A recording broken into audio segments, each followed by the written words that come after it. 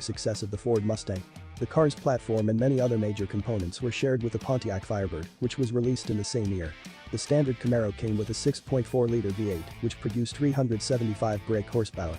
Chevrolet released cosmetic upgrades in the shape of RS and SS options, but for the performance enthusiasts, there was the Z28 package which included upgrades to the brakes, suspension and transmission, along with a lighter 5-liter V8.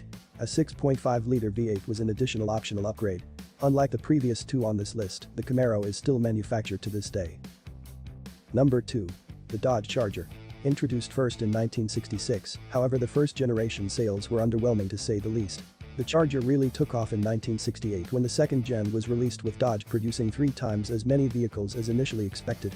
The Charger boasted a crazy 7.2-liter V8, producing 380 horsepower as standard, however optional smaller engines were available to suit affordability. We can't talk about the Charger without mentioning the Charger Daytona. A vehicle so dominant that NASCAR officials deemed the Charger to give drivers an unfair advantage on the track.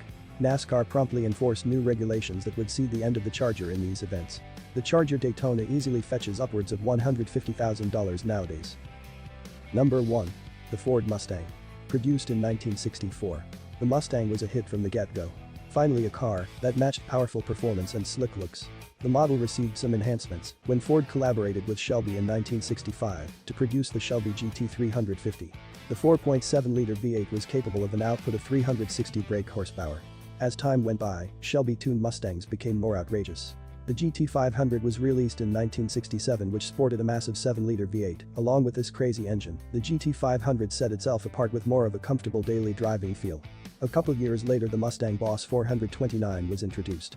This model was initially solely intended for racing, but Ford were forced into producing some models for the public due to NASCAR's rules. The Boss could reach 0 to 60 in just 3.2 seconds.